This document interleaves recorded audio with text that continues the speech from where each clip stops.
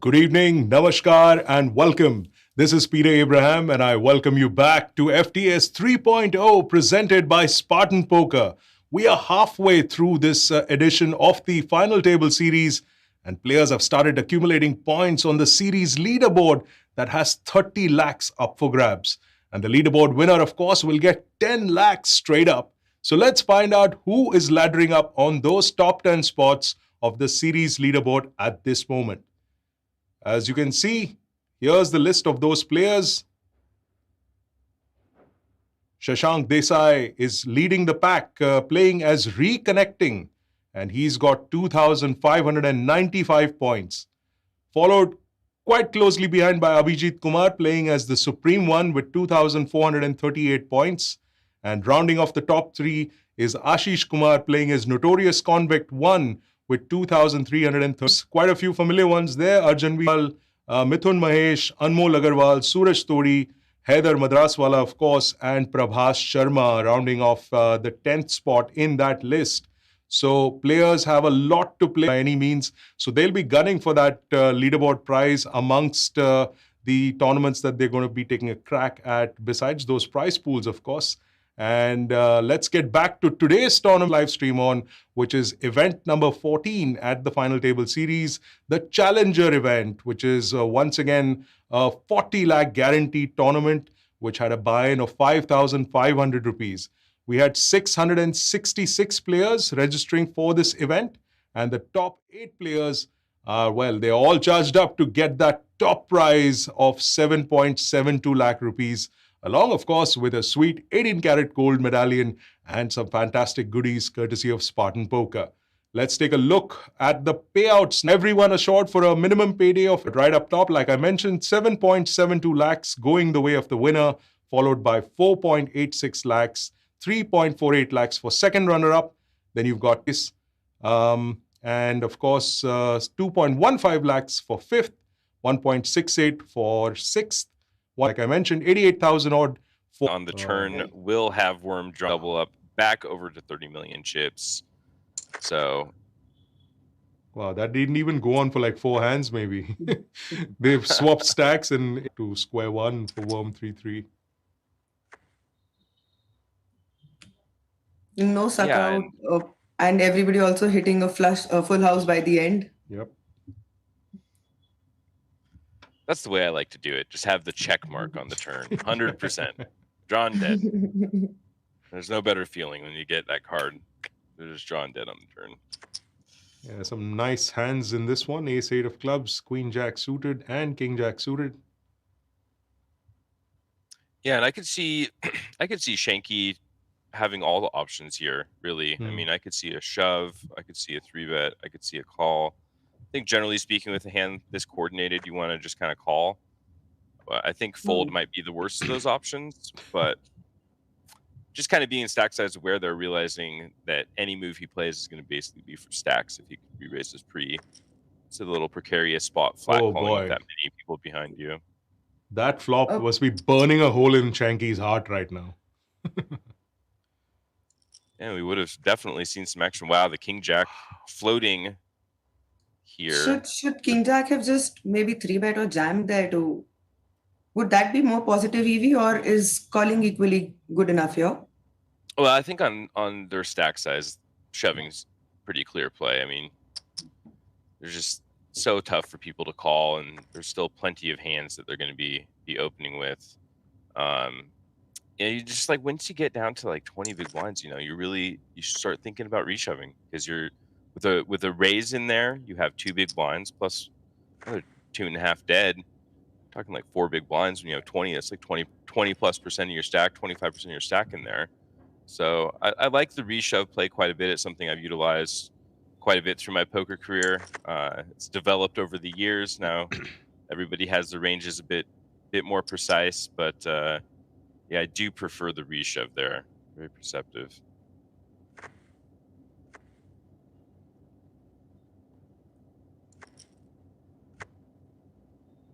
There's the Jack 10 suited, just too tempting to fold out of the small blinds. Kind of an interesting storyline so far, is seeing the way that different players at this final table have approached their suited broadways. I mean, we've seen King Jack suited fold under the gun. We saw Queen Jack suited fold that last hand where the King Jack suited ended up calling. Now we see a Jack 10 suited peeling out of the small blind. So, it's pretty interesting seeing how different people approach this stuff. And wow, nice play. Very well played. Nice play. And that's exactly how you do it when you don't hit the board at all. So a nice little pot going the way of Nitesh Katiyar there, playing as Katiyar 11. And not too bad for Shanky though, just a little bit of movement in his chips. Yeah. Yeah, I think the Jack 10 suited there is a pretty good hand to choose if you're going to have any bluffs, because you have a lot of turn cards that can give you more equity there. And you're just kind of taking one of the best hands that you're folding and kind of turning it into your random bluff that you have in that spot. I think most of the time you're going to probably have a strong hand there, and then your opponent's just obligated to c-bet the king high board there. So very innovative play there with the Jack 10 suited, recognizing that a check raise will be winning that pot a fair amount of the time. And when you're close, I mean, you're not exactly wrapping around the king or the 8, but if you turn a queen, you turn a 9, you pick up some equity, you pick up a diamond, something like that, and now you can maybe apply more pressure on the turn. So I like the Jack 10 suited, correlated a little bit to the flop there. Very imaginative, and certainly gets it done. Yeah, and if somebody's actually hit it and he gets another raise there, he still has enough stack to let go and be able to play the remaining of his game. So quite a nice move. Yeah, and it puts some distance between him and the rest of the other stacks at the table, and that's really important right now. You see all the stacks on his right, 8 million, 4 million, 8 million, 7 million. He's got good coverage on all those stacks with chip leaders on his left. I mean, he's going to be having some very interesting spots based upon his position now, just with the way the chip counts are distributed, and getting to cover those stacks on his right by quite a bit now. It's extremely positive for him. And Fishy taking it down with the 6s here. So things going a little bit slower than our very slow pace yesterday. No one getting knocked out. By this time yesterday, we had all headed home. I know. It was that quick. Even the previous days, the bust outs were much faster than what's here today. So we just a lot of queens being dealt today. These players are really making us work. A defend and a stop and go. And, I think you're just going to have to look him up here with the queens. I think if he had an ace, he'd probably just be checking. Yeah. Wow. Well, the stop and go play gets queens to fold. That's and probably an ace would have also jammed pre-flop there instead of a flat call. Exactly. There's all the strong aces are jamming pre-flop. Any of the weaker aces are probably just going to check and try to get a c-bet. I think I would have liked to see Fishy take a little bit more time there with the queens. It just hurts to just always snap fold when it comes ace high, and I think, he's just going to show up with 10x there so much. Of course, that's easy to say. I get to see the whole cards. I'm not in this player's shoes. So when you're there in the moment and, you've got some position on these players and you're trying to ladder up, I can certainly understand being scared of the ace. But I think if you take the time to think it through, it'd be like exactly what you said. The strong aces would jam pre-flop, and probably any ace X would try to check jam on the flop instead of open rip. Just seems kind of counterintuitive to open rip your ace X on the flop. So we'd like to see Fishy take a little more time there. Well, not much time taken in that one. Fishy quickly folding, and Prince takes down that pot. Prince 1993, that's of course Dipesh Raka who's playing there. If you see his name, you can see that little IOPC badge that's there next to 3 of these players They have won these titles in the past, and so plenty of experience here. This could be a jam by Fishy, and then No Prisoners is likely to call out there. There we go. Yeah, Oh, wow. it's a tough spot there with Ace Jack, and I do kind of like that fold. I think, if you were calling Ace Jack there, that'd probably be one of the worst hands you're calling.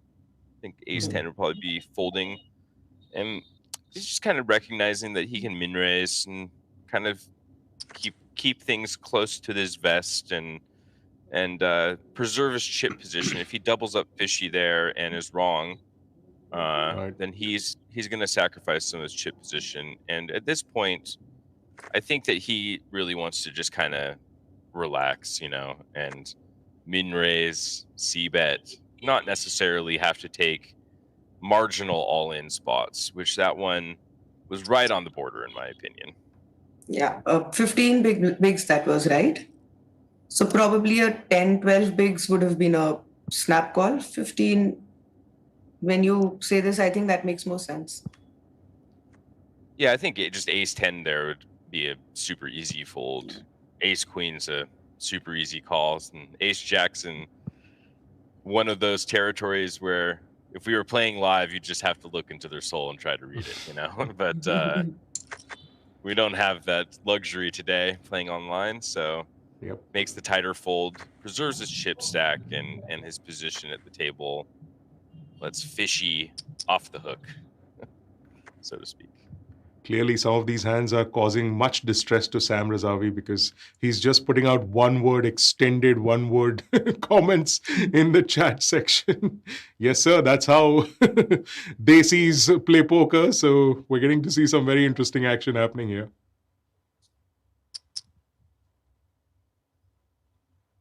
We see the button open ace 5, no prisoners defending the 10-7, goes check on the flop. Big bet on the turn, gets called by ace high, who picks up the gut shot. And now do you turn your ace high into a bluff? And yes, he does. Should he have bet more? What do you guys think about the sizing here? I mean, I like the sizing. It seemed fine. You want to go kind of big on the turn. Your opponent checks back. Just kind of want to try to blow them off their hand. But this is a weird spot because you bet big and get called, right? Go ahead. The story doesn't somehow add up, yeah. Wow. And he did make sense of the story, which, well, didn't make sense to him. And an excellent call by No Prisoners in that situation there.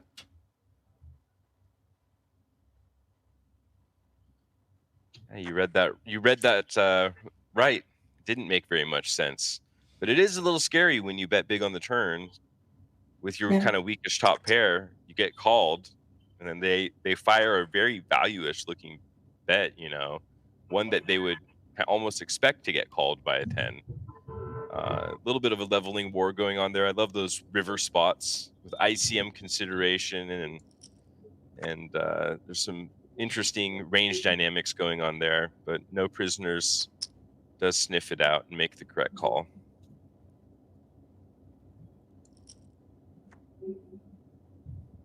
Shanky here leading the middle pair. Interesting play. Yeah, out of position, I'd be more comfortable maybe letting the other person bluff and just call if you're so confident on your cards. Or maybe save that those 2-3 blinds also for yourselves. Well, he is going to choose his sizing for the turn, but you're a little bit in the dark there. You're not really getting too much information, leading super small, only to check fold. You're allowing all of his overcards to comfortably call. So I think just maybe a check raise or just a check call and evaluate the turn would have been a little more prudent there. But creative play from Shanky, unfortunately, didn't work out. Had to check fold the turn.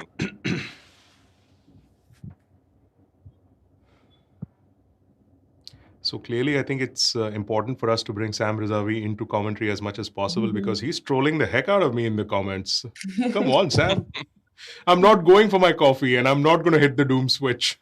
I'll be here right through just to break the jinx a little bit. Well, you did that yesterday. Yeah, You left for a few minutes, and it was that was just pandemonium. insane. They were rioting in the streets, and just everybody was busting out, chips flying everywhere. It was crazy. Yeah, even day before when he went, we were, I think, 6-handed. By the time he came back, we were 3-handed. Yep. Yeah, and insane. interesting here, Worm elects to shove the Jack 7 suited, gets called by the King Queen, and JK 307 secures the double up in the blind versus blind battle. I think that's probably fine all the way around.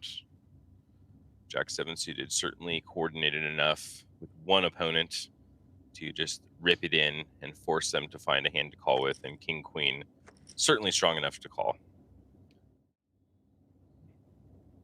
And all of those middling stacks have just become a little bit less than middling. I see plenty of them under the 15 million mark now, or thereabouts.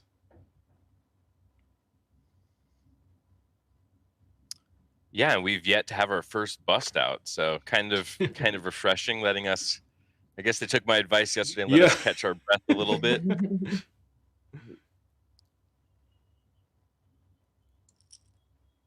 going to see three-way action to this flop, and not all that much for everybody. The sevens probably can continue here. It'll be interesting to see the ace-3 suited, the way that JK 307's been playing. I could definitely see a float here for a small bet, and that is exactly what we see. Kind of hoping the pre-flop raiser shuts down, or he just hits his deuce or ace or club on the turn. It's going to be pretty tough for the sevens to continue on the queen turn. Could Fishy also have tried to steal this pre-flop?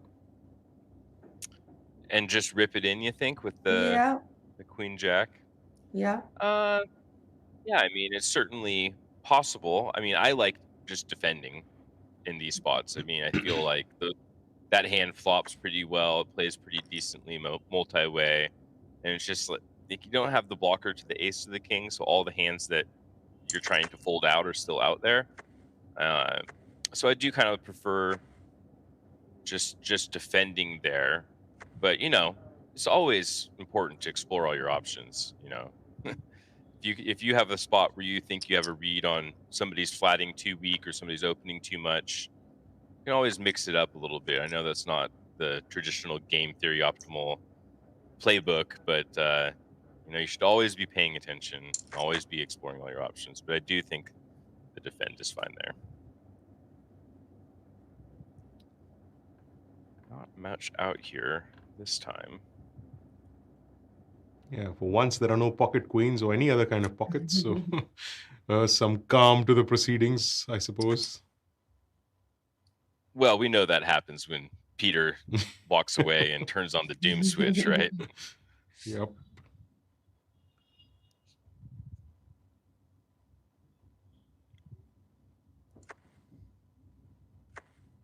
Wow. All right, no prisoners. Getting funky. Yeah, and JK 307 flatting the Jack 10 off. Just like not a really a great hand, but especially to battle against the chip leader.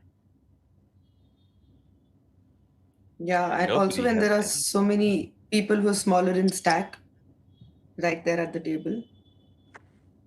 Yep, that's it. Yeah, I think if I were going to play Jack 10 there, it might seem it's probably almost always a fold, but I think if I were going to play it there, I almost prefer 3-betting it because it just looks so strong, and no prisoners can be opening much wider than anybody else at the table, and you could 3-bet and still potentially have some room to fold and cover the other stacks at the final table. Wow.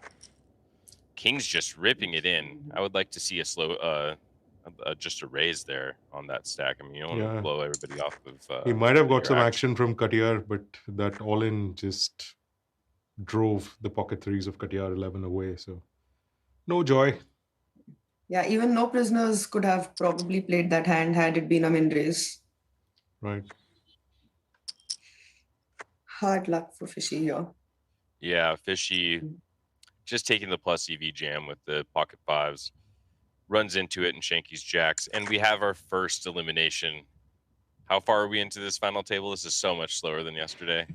Yeah, it's getting boring almost. Well, there you go. As Kevin has mentioned, Fishy 27, our first elimination at this Challenger final table, finishing in 8th position. That's Amit Saraf, and he gets a payday of approximately 80,000 rupees for his efforts.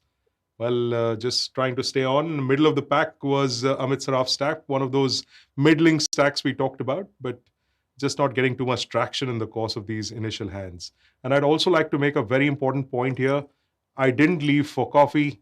There was no doom switch, and we lost the first player with all of that going. So just putting it out there. And yes, I feel like that's what breaking you'd say news. if there was a doom switch. And yes, breaking news courtesy Sam Razavi, pocket jacks hold. They do indeed, sir.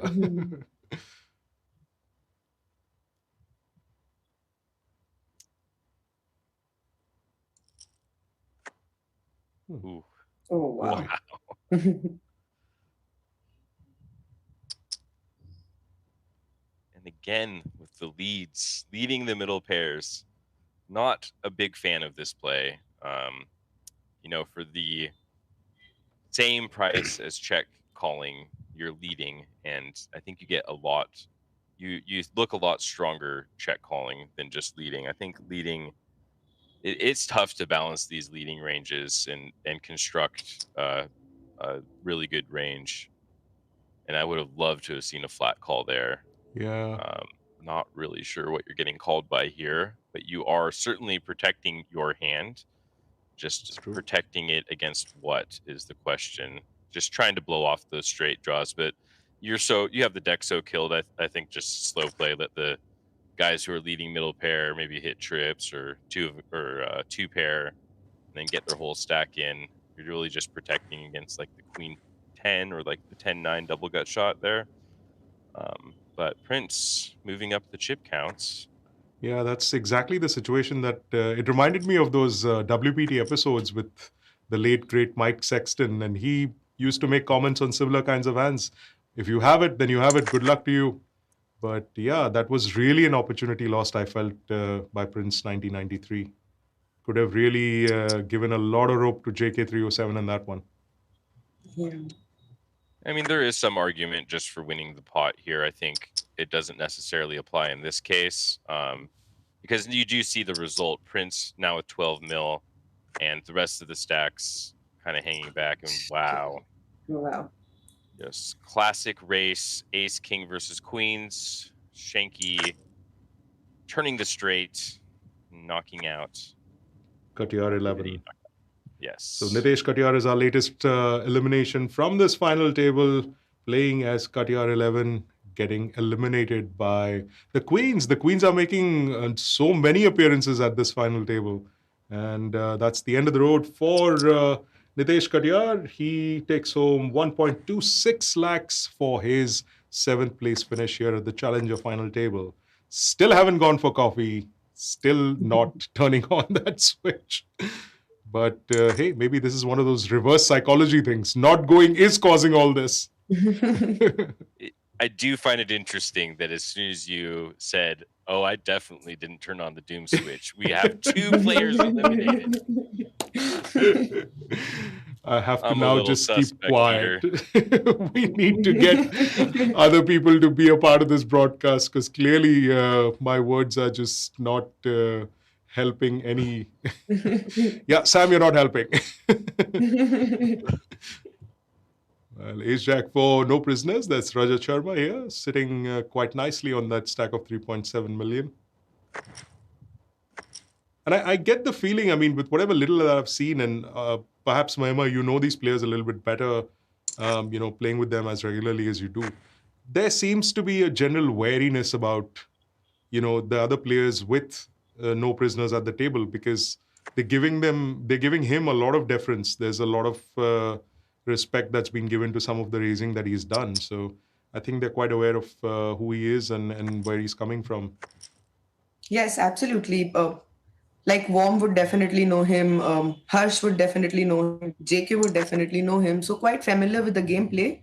And Rajat Sharma is creative, but not at that frequency that these people would start to call him off or take chances against him. He's quite a solid player.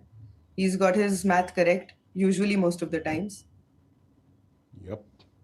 Slightly. Swami ji का क्या कहें अभी स्वामी जी तो ऐसे ही करते हैं. I think those in the know definitely know what I'm talking about, but that is Rajat Sharma for you, picking up another pot in that hand as well.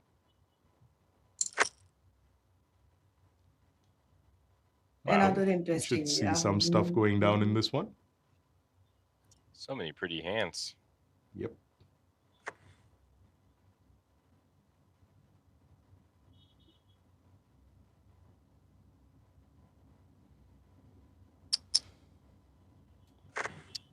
We just see the open rip of the ace queen.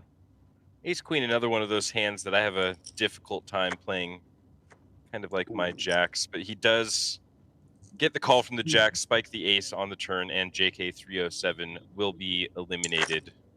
Well, Sixth place. That's a sixth place finish for Jagat Bhandari, playing as JK 307. Started as the shortest stack at this table, about 6 or 7 big blinds, I believe, to begin with. But to have finished in the position that he did in sixth is, I think, pretty good considering all things considered. So well done to Jagat Bhandari, finishing in sixth place for a payout of, we're just having a look at that. For a payout of 1.68 lakhs is what Jagat Bhandari took home for his sixth place finish. And we're down to 5 at this Challenger final table. Yeah, I think Jagat's got to be pretty happy coming in as the short stack. Managing, I mean, obviously, he played a coin flip to get him in a nice position in the tournament after laddering up a couple spots. Obviously, he's going to be disappointed with losing the flip, but just putting yourself in a position to be lucky and ladder up a couple spots to put a little extra money in your pocket is always nice. So a well played final table from Jagat, and I'm sure he'll be back again. Very good player.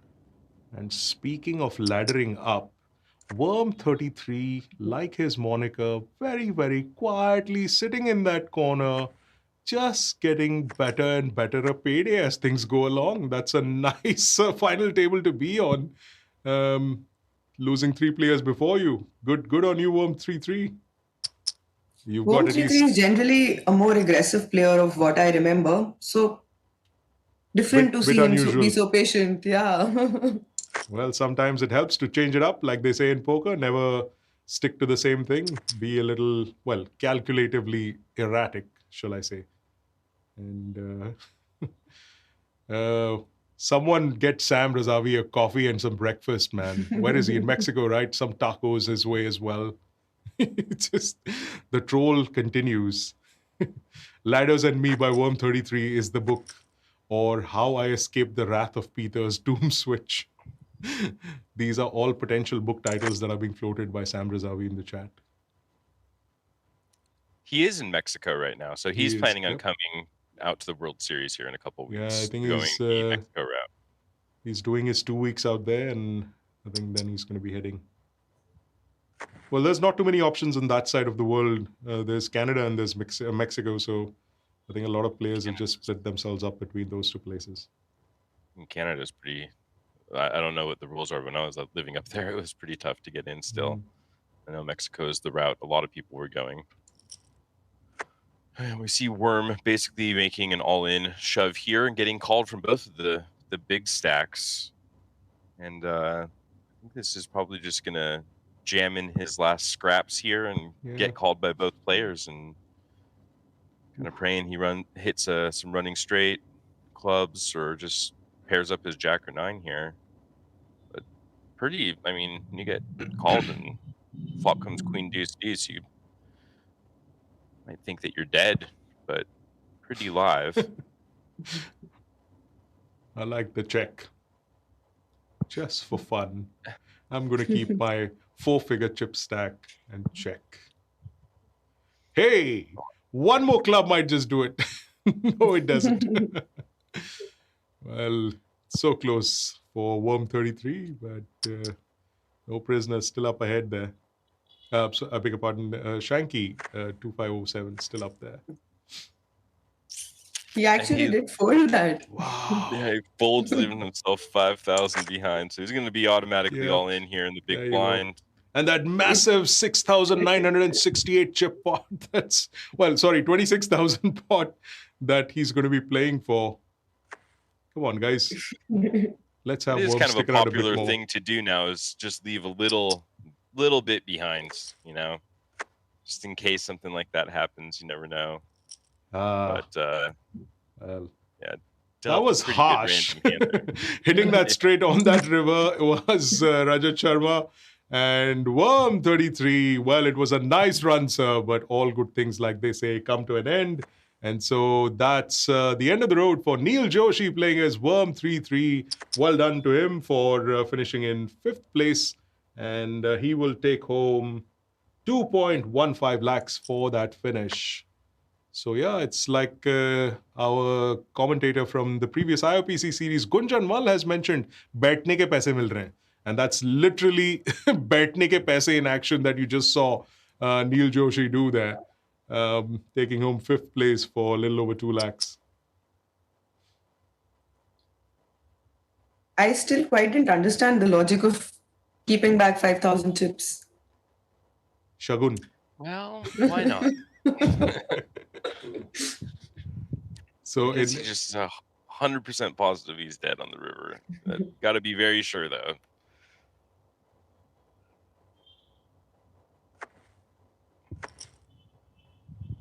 Yeah, no one's messing around with Rajat Sharma now. He's not the biggest stack, but certainly has the capacity to push the table around.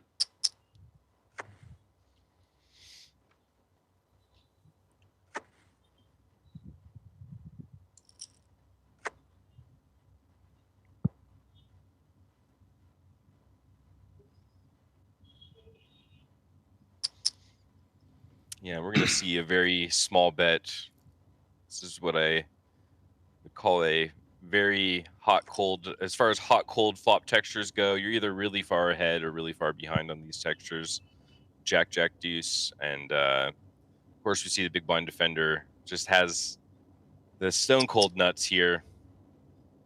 And, wow, No Prisoners is going to go for the double barrel, trying to get him off some ace highs or maybe 2x combos. I'm not so sure about the double barrel here. I feel like a lot of 2x fold spree and you block ace highs. Wow.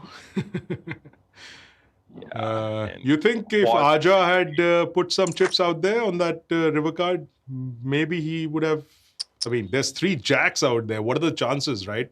Wouldn't Rajat sort of think that his ace had some sort of standing there? Yeah, I mean, I think I would just keep checking with the quads. Like I said, I think that the ace double barrel there is a little ambitious because what you're targeting there are ace high hands, which you block, and, you know, 1 pair hands, which a lot of pocket pairs would just, you know, maybe do a little more action pre-flop. I guess not at this stack depth, but he doesn't have much 2x in his range. So I think I would have liked to see just a check back on turn there. And with the quads, you know, it's just so hard to bet quads. You just have it all. It's just rather just check. It's just one of those hands that I personally don't want to drive the action when I have it. But especially when it's like check, call, lead all of a sudden. I think that he played that just fine, just checking again on the river. Yeah, had he bet also, Rajat's quite sure that he has something to not call it off. Especially when he's called both the flop and the turn. Right. Yeah, and a very slight chance that Rajat still tries the 3rd barrel. Yeah, I mean, he's kind of repping a king there. So if he does have the king, it's no difference if you check it or bet it. There's chips that are going to go in the middle. If you bet it, you don't get the chance to get a raise in. You know, if you check it and he bets his king, maybe you get maybe you get a chance to check raise and get paid off, maybe thinking that they have a chop there, playing the 3 jacks on the board with the king. But yeah, I think that just checking again when you had quads. Just, when you have quads, you're not worried about anything. Just go ahead and give them some rope. Yep. Well, with the hands slowing down a little bit, let's give you the answer to that contest question. And of course, the winners who've won that ticket. We'd asked you what is the fifth number in the sequence of 77, 49, 36, 18. A lot of people were kind enough to do the math in their responses. And so if you were the one who got the answer right or wrong, you can get to see exactly how the answer was reached. The answer is, of course, 8, which is the fifth number in that sequence. And the 3 winners of that ticket to the feast Day 1G on the 16th of September are Ratan Singh with the ID new user. There's Yuvraj Lohakpure, if I'm sorry if I've got that name wrong. Yuvraj J. Lohakpure playing as Yuvraj 009, and Shubham Jha playing as Shubham Jha. And these are the 3 winners for that feast Day 1G ticket. Congratulations to all of you. We'll try and get you another contest question should this final table go on for longer than we expect. We hope so. So we'll try and get you one more contest question in the meantime. Yeah, and I think this final table should be going on for quite a bit longer. The blinds seem to be going up a bit slower in this tournament and have some deeper play from our 3 big stacks here. Prince is definitely at risk, just slightly above 10 big blinds, and really, I'm thinking it's going to come. I'm going to call my shot here. I'm thinking it's going to come down to NoPrisoners and Shanky. They seem to have been driving the action so far, but really anything can happen. So it should be a fun. And of course, as soon as I say that, somebody else gets aces. And this could be the hand where Prince busts. Now that is what I call mal. Aja mal. Pocket aces. Bring it. Cheers, Raj. Thank you so much. Cheers, man. And well, the prince is not meant to be king, and so with that, we lose Prince 91993. That's Dipesh Raka finishing in 4th place for a payout of, let's take a look, for 2.74 lakhs. Well played to him for finishing in 4th position. And it was down to 3.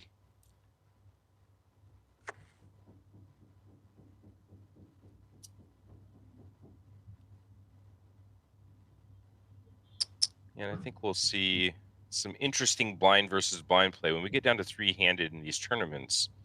We've seen a lot of variety about how people approach the small blind situations in these blind versus blind spots. We've seen people raising hands as loose as Jack 6 off at this final table.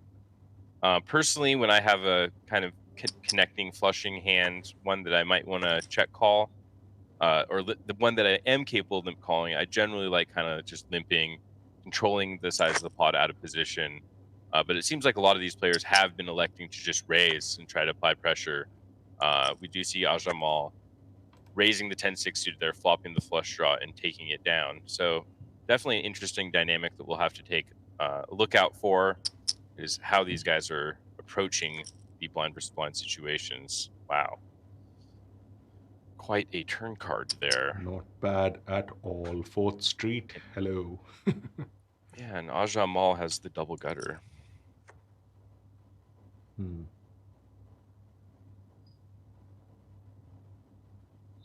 Not quite good enough. Would you want to lead with the trips there out of position, or would you rather let Aja play and then just call quietly? I think there's a lot of merit to leading in this spot.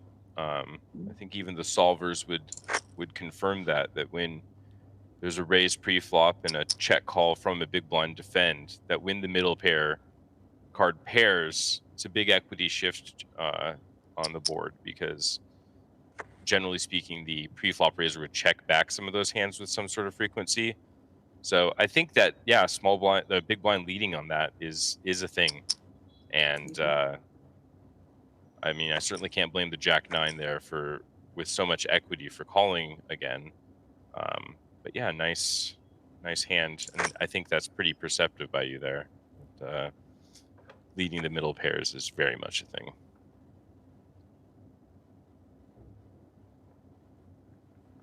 It's an interesting set of stacks between these final three players. There's absolutely no guarantee who could end up winning this tournament. The stacks are exactly in that space right now. Yeah, well, Aja Mal is taking the risky approach here again, raising from the small blind, And but pays. smashing the flop and turning the straight certainly helps. If you knew you're going to turn a straight every time, then can't blame him for raising. But I do kind of like taking a more conservative approach from the small blind. Just a lot of chips get passed around in these blind versus blind situations in a tournament, no matter what the stage. It's just such an important part of your game to study on is what hand should I be raising? What kind of ranges should I be constructing here? What hand should I be limping and calling? What hand should I be limping and jamming? And for anybody looking to improve their game, you know, I would highly suggest studying and talking with your friends about small blind versus big blind situations, because it just comes up so often and it's so important. And there's a lot of theory that you can really reveal by studying those spots. But Aja Mal definitely getting after it in raising from the small blind. So taking a non-traditional approach, and it's working out quite well for him so far.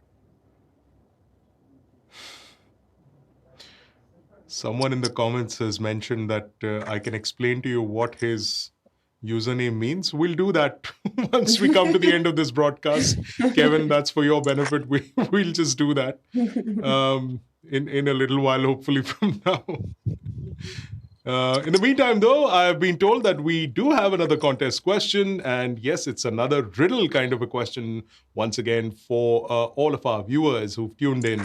And here it is. What belongs to you, but others use it more than you do? That's right. We're deviating from our usual poker questions. So the riddle is, what belongs to you, but others use it more than you do?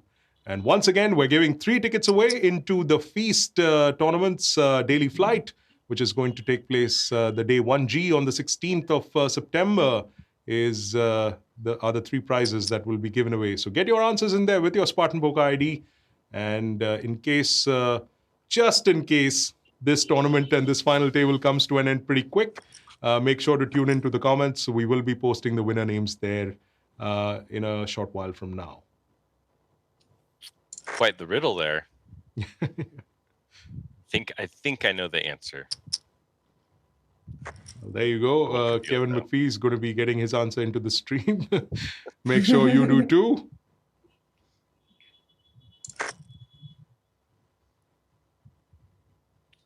Shanky's also on a good card run. Yeah, he just went card dead in the middle a little bit there, and he was messing about with some really random, strange hands, but sort of pulling himself back into the space now. Of course, getting the chip lead as well, that helps. He's really getting in the position where he can just pull away from these players and kind of keep the pressure on. And but just the small blind approach here, just everybody wants to raise. I don't know if I like this. You're just asking for trouble, playing a 4-deuce suited, no blockers, out of position against the chip leader for a raise. There must just be a statement on how he perceives Shanky to be playing. If he thinks Shanky's playing overly tight, then it's probably just a fine exploit, but it's really just probably one of the worst hands you can have in this spot. And when you have one of the worst hands that you can have in any spot, probably good to bet it, because you're not going to win anyway other way. So we do see him betting it here, picking up the gutter and the flush draw. And I think we could see a bet again, to be honest. Trying to rep that 7, putting pressure on Shanky. And I think we could see like 8 million. Yeah, if you've taken the line to bet on the flop, river card, probably you need to bet even more. He goes for the 1/3 pot size. So maybe setting up the potential for another barrel. You know, when you bet the turn, you don't always have to size up super huge, because your bet on the turn, sure, it represents here 400,000, but it also has an added weight to it because of the leverage, right? They're also know that they could face another bet on the river, so there's kind of some implied extra value, some added pressure to the bet there, because you're 400K and you could be, 900K on the river or bigger. So, Yeah. but it's going to be real tough on this river card to get Shanky to lay it down. And No Prisoner recognizes that and does make the check after whiffing his draws. And just like that, Shanky's got a stranglehold on this tournament. I mean, more than double, almost triple second place, and really just goes to show how difficult a position you can put yourself in when you play these weak hands for raises from the small blind. I mean, now No Prisoners is just right in there with Aja Mal, and Shanky has all the power, and all he had to do is just call twice the top pair, and now he's really got a stranglehold on this. So, and a rush of cards as well. Pocket jacks in the previous hand, ace king in this one. Yeah. Yeah, he's been running well. And 300, even Prisoners likely to maybe take a stab at this. Yeah, like they say, an ace in a short-handed game is pretty good. Mhm. Yeah, and I kind of like this here because it's kind of hard to check call with a ace X weak hand and realize your equity properly as you could in another stage of the tournament. When you're at a final table, you have the ICM considerations. It makes check calling to realize your equity that much more difficult. And I think he kind of recognizes that, realizes he has the ace blocker. It's going to be super tough for Shanky to play back at him. So he does elect for the 3-bet there, but then just runs into the nuts there. And Shanky with his ace king goes all in, and now No Prisoner from the penthouse to the outhouse, as I like to say. Now our short stack after playing an aggressive style. But now the pressure's off him. He can just play poker and play for value, and doesn't have to worry about ICM considerations as much as the short stack now. Wow. That's the third time in a row Shanky's done that to No Prisoners. So I think he's going to lose patience pretty soon. Oh boy. Yeah, well, No Prisoners is going to have a tough time winning this pot. I think we would just see a shove here. I think you could just shove. A bet's fine too, bet call, but yeah, shove. Yep. I feel like if you're going to bet call, may as well just shove and apply maximum pressure. I don't really want to induce confrontations when you're at a final table. Rather just take down the very valuable chips. And now we have a 4x advantage over second place. 8.4 million for our chip leaders Shanky and Aja Mal. And second with 2.1. Shanky's really got this on lockdown. And then just had another ace king. I mean, yeah, he's been playing well and getting smashed with the deck. It's a nice combo for a talented player.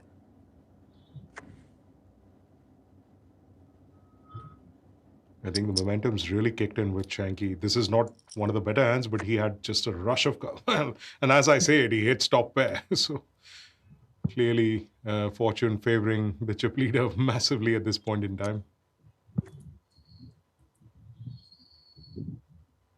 Yeah, I think he's playing well. Obviously, he's been on the right side of some cold decks with the kings versus queens and been flopping pretty strong hands. But really, his opponent, he's just allowed his opponents to bluff into him when he's had very strong hands, and that's really vaulted him up a lot. And when they've stepped out to try to put him in check, he has just had ace king, and had good hands. And that's really, really tough to combat when they're playing aggressive and they just always seem to have it. Yeah, and he going to take it here with the Jack-10 suited as well. But I like the way that Shanky's been playing this final table. The King-8 suited 3-bet. I like the sizing on it. Just, yeah, I think Shanky's playing an excellent game here. Yeah, he's just very, very, subtly he's shifted gears. He was scratching about a little bit in the middle stages of the final table, but now that he's got the chip advantage, he's really looking to amp every spot that he's a part of. Good timing for no prisoners. But yeah, no value he gets. No love, no love. So if I'm reading the bios right, Shanky's been playing since he's 18 years old, right? Says he's 26 and has been playing since 2013. So young wizard, probably forged by the fire of online poker. Yeah. Definitely showing One that wizard he has to another. chops to hang.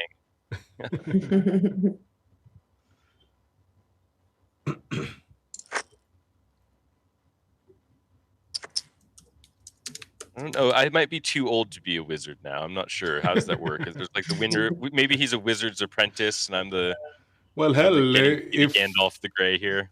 if Daniel Negreanu, who's older than us, can still be referred to as the poker kid, then I suppose wizards are eternal. They are timeless. I think it's all good. Right.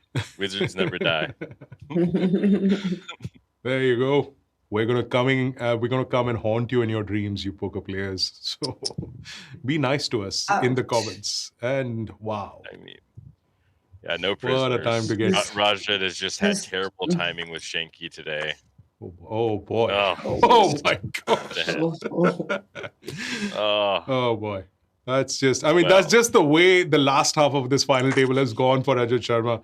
I mean, my sympathies to him. He's obviously he played a really solid game to start with, but my God, the definition of no traction in this last maybe 20 minutes or so. Oof. And there you have it, folks. Our second runner-up, Rajat Sharma, who was playing as No Prisoners, has finished in third place, and he takes home 3.48 lakh rupees for his prize money in this event. And now down to the final two.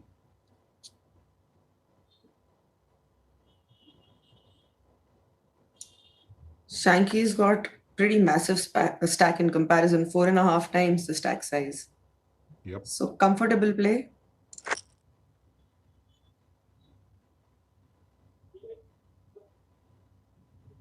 Even Aja has a playable stack.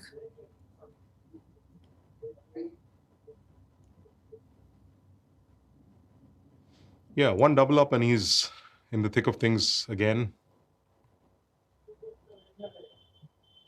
You like limping the button here. 25 big blinds, a little awkward. You won't. I kind of like limping at this 20 to 30 big blind stack size quite a bit, rather than just because the issue is when you raise like 100% of your hands on the button, you're just opening yourself up to like the perfect reshove stack.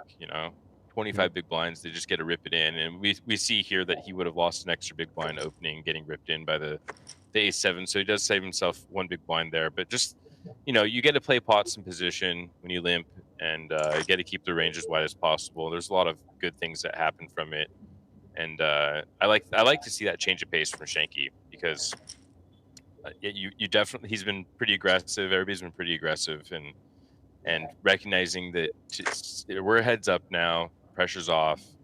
Let's slow things down. Let's control the game. I got all the chips. No reason to push things to action too much. And yeah, wow.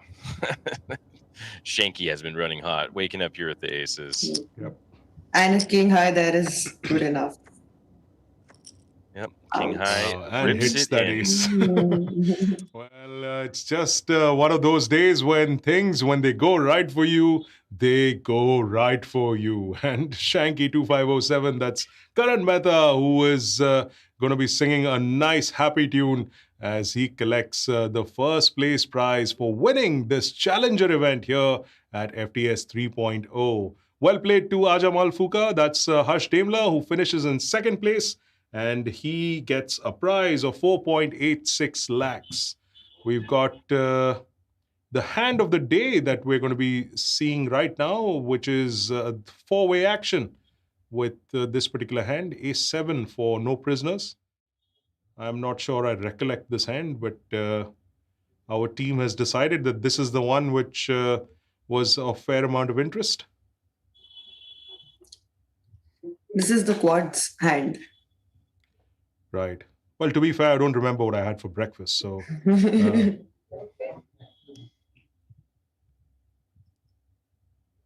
Yep. This is the quads hand.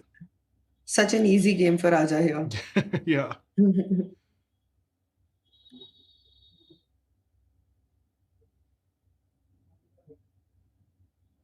Quads. I mean, set in a full house, and if that wasn't enough, the poker gods are like, here's some more. Let's give you some more chips via Rajat Sharma's bet there of 3.29. Aja must have been jumping up and down in his seat at this point in time, just giggling away when he saw this river card. And there you have it, folks. A hand which was pretty good and then became better and then just absolutely smoked it out. And that's how that particular hand of the day went. We are not sure that we are going to be able to talk to the winner, Karan Mehta, for at the end of this. We're just going to quickly check. No, we're unable to speak to the winner, but nonetheless, a fantastic final table that we saw. Thank you to all the players for allowing us to do commentary for a little bit longer than yesterday. So that is certainly something that all of us enjoyed here. Let me begin with you, Kevin. I don't think we saw anything majorly untoward on this final table. Things pretty much progressed the way they did. Although I guess from the lot, probably Rajat Sharma was the most aggressive. Yeah, I mean, we saw some pretty sick coolers. That's really the storyline of this final table. We had, aces versus queens, kings versus queens, a lot of big setups. Seemed like, and then winning the tournament with aces in your hand, the dream of every poker player. Too bad it wasn't live, so you can just hold up the ace. But I kind of feel like there's a quieter storyline that happened here in this final table, and that was how people approach raising from the small blind or playing the small blind in these short-handed situations. We saw Rajat NoPrisoners, Rajat Sharma, and also I'm sorry, the second place competitor. They both were raising from the small blind with hands that might be more traditional limps, and they really got punished for it. Especially NoPrisoners there. That 4-deuce suited, that kind of secured his fate, I think, to a certain extent. He had a little bit of an advantage over third place there at that point, but then taking the 4-deuce suited and just raising it into a blind hand, betting twice, and just kind of praying that they fold. I'd like to just see a limp there, maybe just a limp fold. I mean, that's a pretty weak hand. It flops super bad. When you make pairs, you're never really comfortable with them, and you can make some straights and flushes, but in these short-handed situations, those chips matter so much. So I would have liked to see people take a different approach from the small blind there, and basically our champion just got to sit back and was the recipient of all of their. Anytime they stepped out against him, he just was there with the nuts, scooped up the chips. So you want to 3-bet me with the ace-4? Well, I have ace-king, all in, scoop the chips, and then heads up, he finds the aces, opens, and just the timing of all of his opponents couldn't have been worse today. Yep. So he was very fortunate in that, and he was able to secure the win with aces because his opponent, just punted it in with the king deuce there at the end. Yeah. So great timing for him. I think he played a very good final table. His strategy was solid, and yeah, I'll be anxious to see if we see Shanky get back to another final table, because I really thought he played well. Deserving champion. Shanky, of course, our winner for this evening. Mahima, it's always a good thing especially when you're struggling, because that's something that I noticed in the middle stages, that he was sort of scratching around, sort of struggling a little bit, not really getting those hands. But when that tide did turn, kudos to him for having sort of, gone with the flow and making sure that he made it count. Absolutely. Pretty interesting a game to watch as well from our perspectives. I don't know how the other players would have felt who had coolers and such setup hands in between. But Shanky was on an amazing run, and he actually made the most out of it. He knew the spots to take, let go at a couple of places. Quite liked his play. Well, there you have it, folks. Karan Mehta winning this challenger event here at the FTS 3.0. And well, we've had the opportunity to do commentary for the better part of an hour. So we're really grateful for that. In the meantime, though, it's time to remind you that the Feast tournament is happening at the end of this week, which is the 19th of September. It's a 1 crore guaranteed event, 2,200 rupees buy-in. There's a daily flight happening all the way from now till that particular date at 4 p.m. So make sure you get into that particular tournament, and you could be winning a huge amount of prize money as well by finishing deep in the Feast. It's time to repeat the contest question. We're going to give you the answer to that and the winners in the comments. So make sure you stay tuned to find out if you won a ticket or not. That contest question was a riddle. What belongs to you, but others use it more than you do? Get your answer in there with your Spartan Poker ID, and you could win a ticket into that Feast tournament that I just mentioned, the daily flight of that Feast tournament. And yes, we hope to see you also at one of these final tables. In the meantime, though, it's time to say goodbye from the production team here. And of course, my fellow commentators, Kevin McPhee and Mahima Walia Das. Thank you so much for joining us on this stream. Until tomorrow, where we bring you another final table, it's goodbye from us.